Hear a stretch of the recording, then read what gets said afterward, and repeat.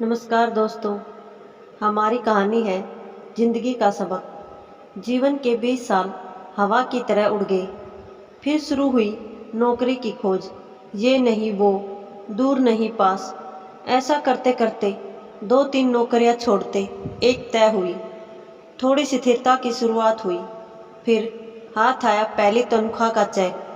वह बैंक में जमा हुआ और शुरू हुआ अकाउंट में जमा होने वाले शून्यों का अंतहीन खेल। 2-3 वर्ष और निकल गए। बैंक में थोड़े और शून्य बढ़ गए। उम्र 25 हो गई और फिर विवाह हो गया। जीवन की राम कहानी शुरू हो गई। शुरू के 1-2 साल नरम गुलाबी रसीले सपने ले गुजरे। हाथों में हाथ डालकर घूमना फिरना, रंग बिरंगे सपने। पर ये दिन जल्दी ही उड़ गए। और फिर बच्चे के आने की आहट हुई। वर्ष भर में पालना झूलने लगा। अब सारा ध्यान बच्चे पर केंद्रित हो गया। उठना बैठना, खाना पीना, लाड दुलार। समय कैसे फटाफट निकल गया पता ही नहीं चला।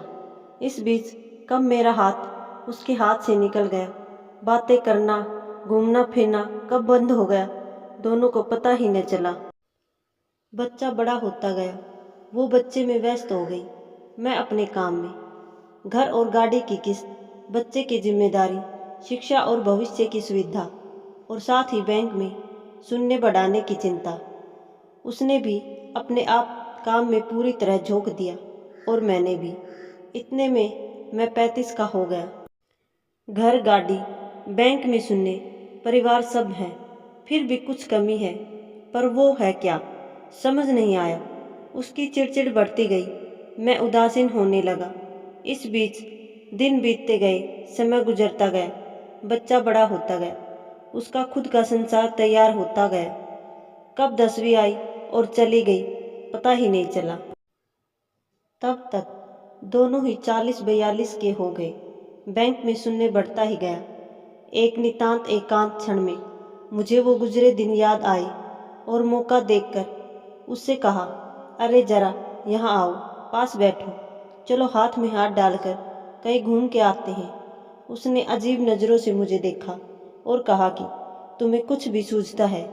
यहाँ ढेर सारा काम पड़ा है। तुम्हें बातों की सूझ रही है। कमर में पल्लू खोस वो निकल गई।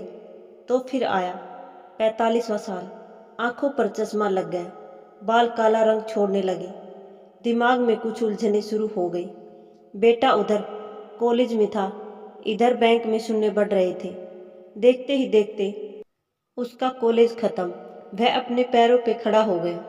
उसके पंख फूटे और उड़ गया परदेश। उसके बालों का काला रंग भी उड़ने लगा। कभी कभी दिमाग साथ छोड़ने लगा। उसे चश्मा भी लग गया। मैं खुद बूढ़ा हो गया। वो भी उम्र दराज लगने लगी। दोनों 55 से 60 की ओर बढ़ने लगे। बैंक के सुनने की कोई खबर नहीं। बाहर आने जाने के कार्यक्रम बंद होने लगे। अब तो गोली दवाइयों के दिन और समय निश्चित होने लगे। बच्चे बड़े होंगे तब हम साथ रहेंगे, सोचकर लिया गया घर अब बोझ लगने लगा। बच्चे कब वापस आएंगे, यही सोचते सोचते बाकी के दिन गुजरने लगे। एक दिन यूं ही सोफे पे बैठा ठंडी हवा का आनंद ले रहा था। वो दिया बाती कर रही थी। तभी फोन की घंटी बजी। लपक के फोन उठाया। दूसरी तरफ बेटा था, जिसने कहा कि उसने शादी कर ली और अब परदेश में ही रहेगा। उसने ये भी कहा कि पिताजी, आपके बैंक के शून्यों को किसी वृद्ध आश्रम में दे देना और आप भी वहीं रह लेना। कुछ और औपचारिक बातें कहकर बेटे ने फोन रख दिया। मैं पुनः सोफे पर आकर बैठ गया। उसकी भी दिया बातें खत्म होने को आई थी। मैंने उसे आवाज़ दी, चलो आज फिर हाथों में हाथ लेके बात करते हैं। वो तुरंत बोली, अभी आई। मुझे विश्वास नहीं हुआ। चेहरा खुशी से चमक उठा, आंखें भर आई। आंखों से आंसू गिरने लगे और गाल भीग गए। अचानक आंखों की चमक फीकी पड़ गई और मैं निस्तेज हो गया, हमेशा के लिए।